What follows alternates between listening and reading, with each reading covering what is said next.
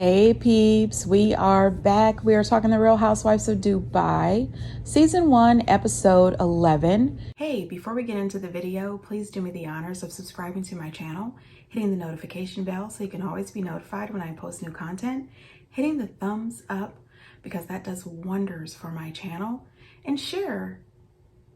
Thanks. It looks like the season finale is next week. So before we get into the show, let's talk about the reunion looks. Okay, so I would like to go over my top. And number one for me was Nina because I love the entire look from head to toe. The dress is what I really love. Number two was Ayan because she was definitely bringing fabulousness. Number three for me is Lisa because she was bringing all the sexy. After Lisa, number four is Sarah. I thought Sarah looked stunning.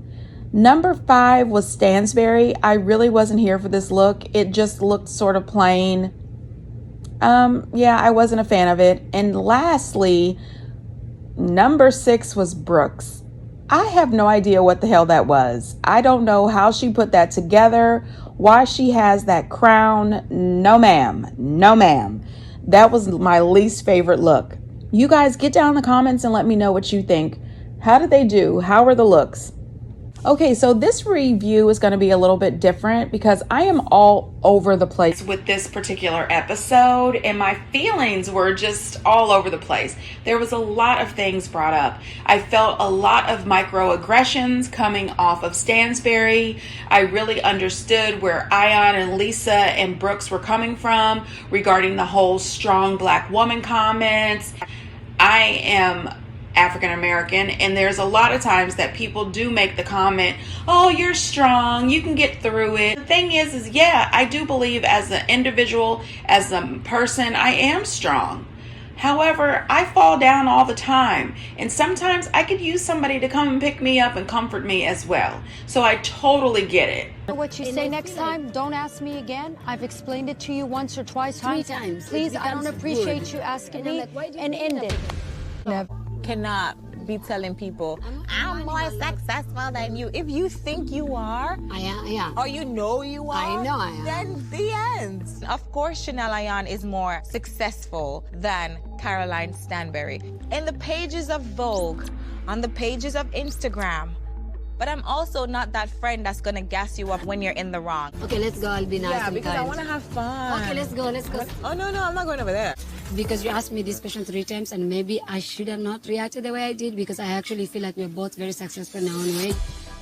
I just want to apologize because actually, to be honest, I've been having fun. But I did my part by saying, hey, I'm sorry. Thank God I'm not in the 1800s. I made a white woman cry. I would not be here. So this episode picks up right where it left off. And I have some mixed emotions. From what they showed us, it looked as if Stansberry wasn't trying to be rude to Ayan. But when you hear Ayan speak about the situation that happened at dinner, it seems that maybe this has been edited in a way to look as if Stansberry wasn't coming for Ayan's throat. If she has asked Ayan more than one time what she does, maybe Ayan has the right to be upset.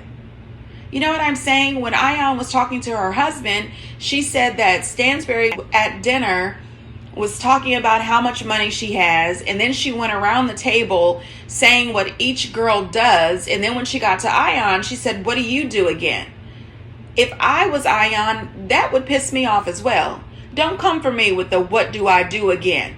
You already know. We've already had this discussion. When Stansberry calls Sergio calls Ayan a bitch. That is a no-go. Okay? I don't appreciate you calling any woman a bitch. You act like a bitch. Okay? It is not okay to call any woman a bitch, and it was definitely not right to call Ayan a bitch. Did I enjoy seeing Stansberry crying? Absolutely not. I hate that she was crying. I hate that she felt that upset. Also, did anybody notice that Stansberry got upset and started smoking? I said, oh my gosh, this is her Lisa Vanderpump moment. Throughout this whole season, which is my first season ever even knowing about Caroline Stansberry, you know, I realized she was on some other show about them women in London, and I didn't watch that, so I didn't know who she was. But she has been acting like the Lisa Vanderpump of this show First, she's walking around with all these dogs. Then she wants to top Lisa with this lizard. And now she's smoking when she's angry. I said, oh my God, she wants to be queen so bad and it's not working out for her. Okay, so another thing that I thought about with Brooks. Brooks was so supportive, talking to Lisa and talking to Ion.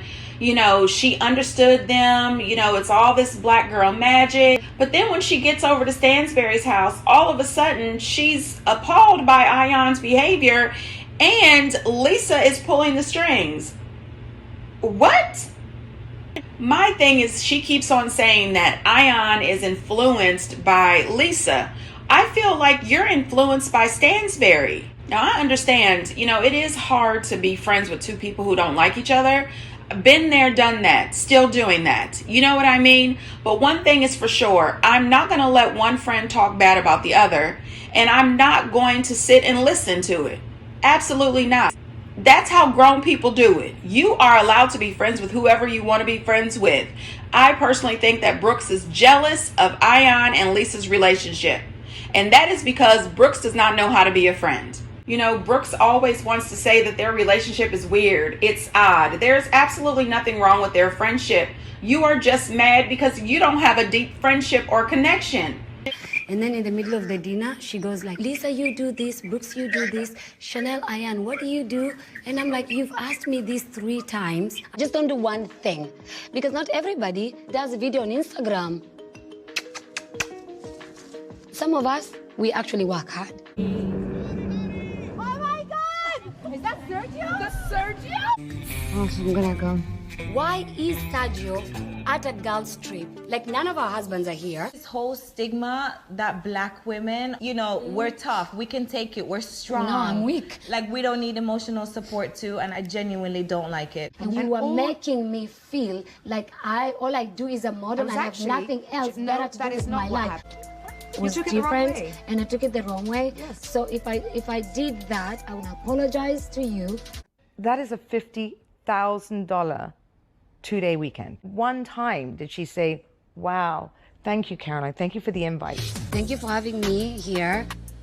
Thank you for having us in your house. You know, and they took us to this man's house, and they just tied us on the bed, and we were circumcised. How old were you then? 12? No, I was 5. I wanted to get married, and then I had to go back to the doctor. I had to open it again because it was sewn.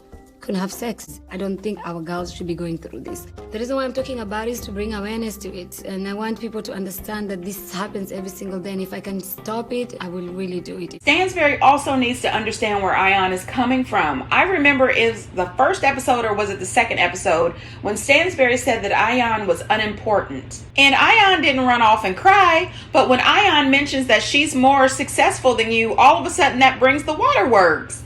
I don't like to see any woman hurt. I don't like to see any woman crying. As a matter of fact, I don't like to see anybody hurt and crying. But come on now, Stansberry. I also appreciate Lisa pulling Ion to the side, just the two of them at that table, and telling her, you can't tell somebody that you are more successful than them. If you feel that you are more successful than them, then that's fine. Feel that way. Keep it to yourself. You cannot be out here doing that. And I also appreciate her saying that she's your friend and she is with you, but she's going to call you on the BS. That is what real friends do. That is what grown-ups do. I am here for you. I will ride with you till the wheels fall off. But when you come with some BS, I'm going to pull you to the side and tell you, ma'am, I'm not about to light you up in front of the rest of the friend group. But I am going to tell you this, dead ass wrong, ma'am. You need to apologize. However, you know, Lisa tells her, are you going to apologize? She said, yes. When she says, come on, Lisa, let's go over there. She said, oh, no, I'm here for that. She said, no, I'm not going over there. You know, and I do think that if the editing wasn't edited in a bad light, then maybe Chanel could have overreacted a little bit. However, she did apologize. She apologized not once, but twice. And it wasn't received well. All she got both times she apologized were little microaggressions. It's a no for me, Stansberry. She told you up front. She felt that you were belittling her. She felt that you were trying to say that she wasn't important yet again, or that she didn't bring anything. She wasn't successful. Instead of you saying, oh my gosh, please, I apologize. I truly do from the bottom of my heart. I didn't mean it like that. Let's make up. Let's move on. Let's go forward. I don't want you to feel bad the same way I don't want to feel bad. Grown people know how to apologize and accept an apology and move on. Throughout these last 11 episodes, we have seen Ayan apologize to Stansberry, and then Stansberry go behind her back to continue the argument and talk shit. If you tell somebody that you accept their apology, that's it. That's where it's supposed to end. You don't have to forget the BS, but you are supposed to accept that apology and move forward if you mean it, if you truly believe it. And I don't think that you mean that you accept her apology ever. Yeah, and Brooks is not giving what she thinks she's giving. Throughout these whole 11 episodes, she wants you to believe that she is this fabulous, independent queen. No, ma'am, you are coming off as a two-faced person. You are sitting here acting as if, oh, we've got to stick together, only to throw them under the bus when you get over to Stansberry's. I understand wanting to be there to support Stansberry, but you don't have to throw the other ladies under the bus to support her. You are able to see both sides of this coin, and you are able to be supportive to Ayan and be supportive to Stansberry at the same time. If both of those ladies were my friend, I would definitely be able to support them both. The same way Nina was at the table with the girls and Stansberry was with Brooks. She said, if you felt some kind of way, all you had to do was say, Stansberry, you have asked me this question multiple times, and I have told you multiple times what it is that I do. I don't appreciate it. End of story. Move on from it. I agree with Nina. I really do. What I didn't agree with is Stansberry attacking Nina for not standing up for her at the table. No, ma'am. You don't need backup for this. You opened your mouth to make the comments that you made. I don't know how it was edited, but you made the comments. Stand up in it. Back your damn self up. Last episode and at the beginning of this episode, at first I really did think, I said, you know what, Ayan really is overreacting, but we cannot pretend that Stansberry does not throw shade at Ayan every chance she gets, because she does. You know, Sergio shows up. I said, what the hell? What the entire hell is going on? You know, and I start to think about him on that phone call calling Ayan a bitch. And I said, that is funny as hell, because he's the biggest bitch on the show. Boy, you are the seventh housewife. I have had it. Listen, and I am also embarrassed. They wrapped that watermelon and those melons around him. This is just clownery. It's buffoonery. And the fact that this man doesn't know anything about the reproductive system or surrogacy or anything about having a baby, somebody buy him a book. Get him a class. I'm sick of this. Now, when Lisa made that comment about Ayan being on Vogue and Stansberry being on Instagram, I laughed so hard. You know, I hollered, okay? But then later, when Ayan made the comment that everybody's not out on Instagram posing, I said, oh my gosh, now Stansberry reminds me of Dorit. Remember when Dorit tried to say that Garcelle was using her for clout? Oh my God, I will never forget that. Clout, Dorit. Give me a break, girl. Go on to hell somewhere. I just also would like to say that Stansberry came from a really good family and a really wealthy family. Ayan came from the dirt. Do you understand me? She came from nothing. She's been through hell and back. And she is in the same place as you, Stansberry. She's on the same show as you. She's sitting at that same house as you, that same dinner table. Girl, several seats. Okay, and not only that, last episode when they got to NURAI Island, Stansberry in her confessional said that that place is $50,000 a night. But later when she was talking to Brooks, she said it was a $50,000 weekend. So did you get a discount? Was it $25,000 a night? I mean, I need an even bigger discount than that. I need $1,000 a night. Okay, that's how my budget is set up. Anyway, she said Ayan didn't thank her. And I was so happy that the Bravo editor said, no, we're not about to do that. She did thank you, not once, but twice. Cut the crap. And did anybody notice how the husbands reacted? Sergio was, oh, my baby, baby, baby. Are you okay, my baby? I'm so sorry, my baby. Who's hurting my baby? What's going on? Let me show up on this jet ski. But Chanel's husband encouraged her to talk to Stansberry, to try to get to know her, to find a way to resolve things. You know what I mean? In a grown-up manner. Then there was a little bit of Lisa and Nina's situation. I wasn't here for it. Nina can change her mind about a person. She can be friends with whoever the hell she wants to be friends with. Lisa seems to be happy with her friendship with Ion. Just let that be. Let you and Ion do you, and you let Lisa and Stansberry do them. Don't waste any time thinking about it. Now, Ion talking about her childhood with her hypnotherapist. I cried the entire scene. Even after they went to commercial break, I was still crying during the commercial when they came back. This was an important moment. Female genitalia mutilation is rarely brought up, rarely talked about, especially here in the US. But this is something that is happening in our world.